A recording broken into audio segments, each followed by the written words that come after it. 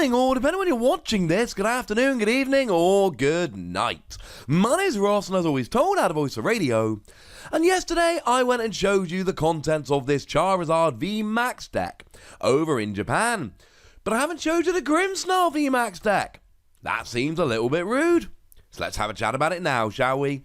Now, obviously, the Grimmsnarl VMAX deck does include both Grimmsnarl and Grimmsnarl VMAX. I have done videos about these cards. I will pop links in the description so you can go and check them out at your leisure. I'll be honest with you, and I told you this at the time, not so big on Grimmsnarl V and Grimmsnarl VMAX. I adore Charizard VMAX. Grimmsnarl, far less so, I'm afraid. Grimmsnarl V has got an attack that does 200 damage and you put 2 of the free energy on it back into your hand, which makes sense in a moment. It's fine, but it's not stunning. And Grimmsnarl VMAX does 170 damage for free energy, but you can add up to 2 extra darkness energy, doing an extra 50 for each energy. So you can get up to 270, and I've made the point before. The 270, it's fine for Reshiram and Charizard, and it's fine for Mewtwo and Mew, but it doesn't get the bigger tag teams, and it doesn't get VMAXs, and it's fine, I think, is probably the way to put it. It is almost aggressively fine. Okay, then. Now, the other real highlight Pokemon in this deck is Hydreigon. Now, I have done a video about Hydreigon as well. I will link that in the description. You see, the Charizard VMAX deck actually had Colossal, which is Energy Acceleration, which is a good card. But the thing is, Colossal is just in Rebellion Clash, the latest set over in Japan. Hydreigon is Energy Acceleration here, except it's brand new and it's exclusive to the V deck. Why the Charizard deck reprinted Energy Acceleration from a previous set and Hydreigon didn't, I'm not 100% sure. But then again, maybe they could for Charizard and they couldn't here. Although Hydreigon totally could have gone into the set.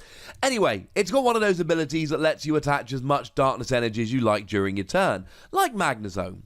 And I've seen an awful lot of people saying that, well, Magnezone doesn't see play, so this won't. It's a fair point. But then again, we saw Emboar win the World Championships. I'm using the Legendary Treasures art because it's amazing. And we saw Blastoise win the World Championships, though that was with Archie's, which did cheat Blastoise out, so that does have to be borne in mind. But the point is, it's still a very good card that people are going to try and play, and it's exclusive to this deck. Now, there are 3 other cards which are exclusive to this deck, not counting pre-evolutions of Hydreigon, and they're not particularly great, I'm afraid. There is an Absol that's got 100 HP, which is fine, I suppose. It's in line with the Absol from Team Up. But all it does for 2 darkness energy is 70 damage. It's really hard to get on board with this. You see, from the Charizard deck yesterday, I showed you Tauros. And you see, the cool thing about Tauros is it might be 60 for 2 energy, but it's 2 colorless energy. So you can use Twin Energy, and at least you can go basic Pokemon, single energy attachment, start taking out some 60 HP basics, going second on your first turn. That's really nice. Absol, you're just not doing that. Sure, you can accelerate energy with Hydreigon, but hopefully by the time you've got Hydreigon out, you've got a better attacker, like Grimmsnarl. Honestly, even if you only talk in terms of this as a pre-constructed deck, you've still got 40 damage for a single energy on Grimmsnarl V, which is better. It's very, very hard to be enthusiastic about this Absol. We also weirdly have a new and exclusive Nickit. Just a Nickit. Oh. It's so weird. They've not given us a Feeble, just a Nickit. And I don't really understand why. Just some random pre-evolution. It's very strange to me. What's also really quite strange to me, this is exactly the same as the Jirachi, which is in the Charizard deck. Other than typing and weakness. 70 HP Pokemon, single retreat, 2 energy, 30 damage, 1 colourless, 1 coloured matching their typing, and 1 colourless energy, draw a card. It is exactly the same as Victini. I suppose on the one hand you could say, well, you know, you could always use it to evolve into Feeble in the future, and that is true. But then again, on the other hand, you could say, well, at least in the Charizard deck they gave us a Victini. Victini's a cool Pokemon. This is, it's a very strange turn of events, I'll be honest with you.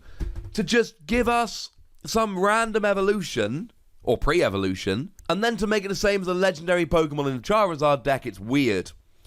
Is it good? Not really. What I said about the Victini in yesterday's video was that I'd much rather just play Sudowoodo from Sword and Shield. 1 colourless energy, draw 2 cards, plus it's got more HP, plus it's got the really nice flail attack, does 10 damage for each damage counter on Sudowoodo, so I find it rather difficult to be enthusiastic about it, put it that way. It's not out and out terrible, I suppose, but it's not terribly exciting. Maybe you could play it instead of the Nickit that we got in Sword and Shield, but I quite like the one from Sword and Shield. Your opponent shuffles their hand and puts it on the bottom of their deck, and then draws 3 cards, unless they didn't put any cards down.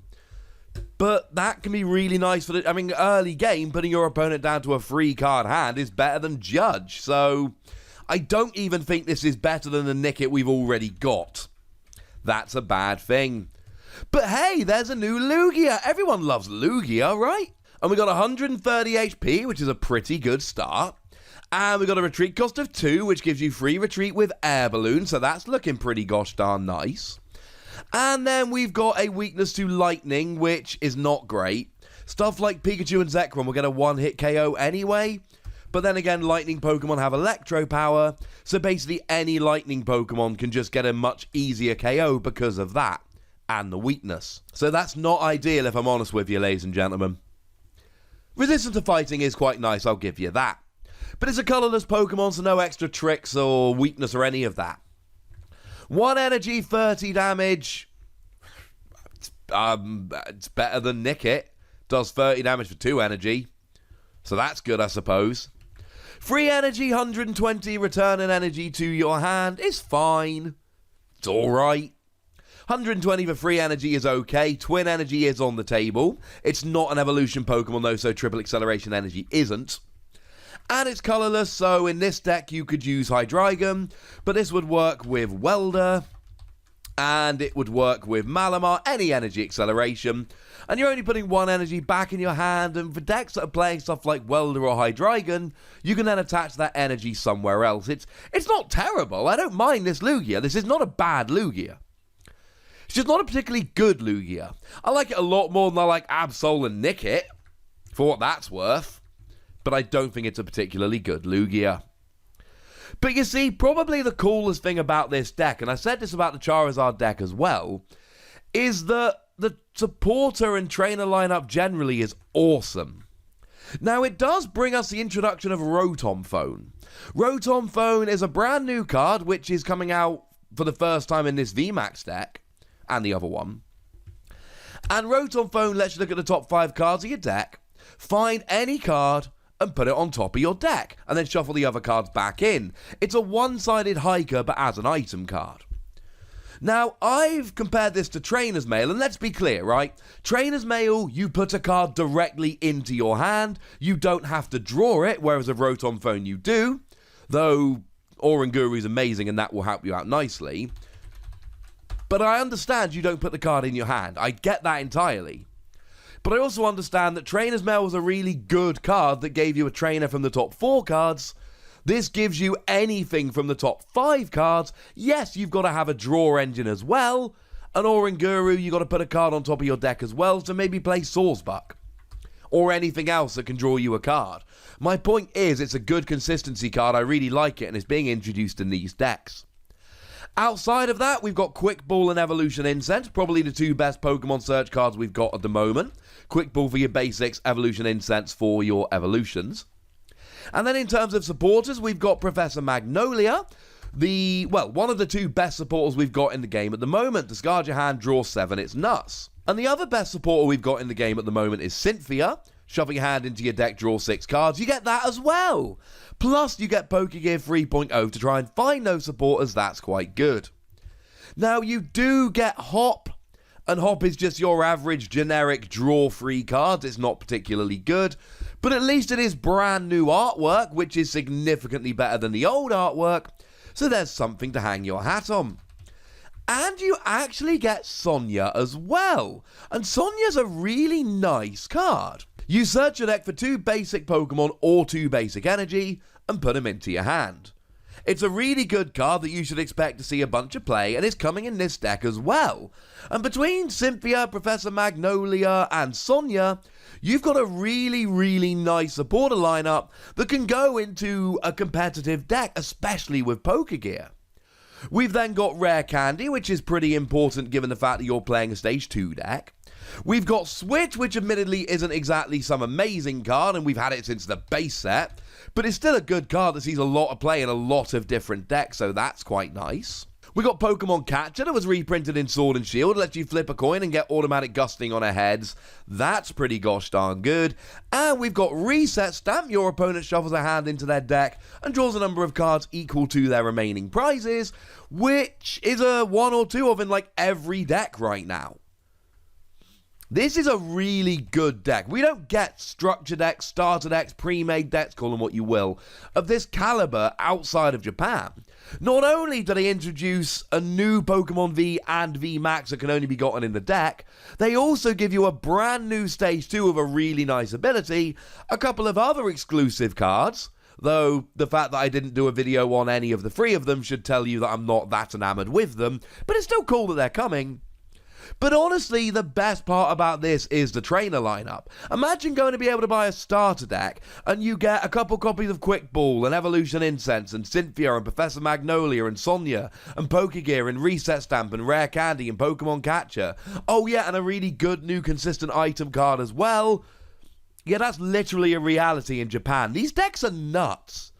So I figured it was in my best interest and your best interest that we have a chat, and I show you. But for now, ladies and gentlemen, I would like to know what you think about all of this good stuff. I'd like to know how jealous you are, and I'd like to know if you think this is better than the Charizard deck. Link to that one in the description. So go nuts in the comment section, but please remember the rule. Be nice, would you? And then make sure you like this video, subscribe to this channel, follow me on Twitter at the Wassy, and Twitch for some live action at twitch.tv/PTCGRadio. If you want to support the channel, get some bonus podcasts and all that good stuff, head on over to patreon.com/PTCGRadio, where you can do exactly that. And please do make sure you're checking out youtube.com/WassyPlays, where you can find out about a whole bunch of games that don't have Pokemon in, but are awesome nonetheless. And over on that channel in the next few days, I'm going to start looking at some really, really fun old TCGs. I think you should check it out. But by far the most important thing, as always, look after yourselves till next time, would ya? Thank you very much for watching. My name's Ross, and you've been watching PTCG Radio.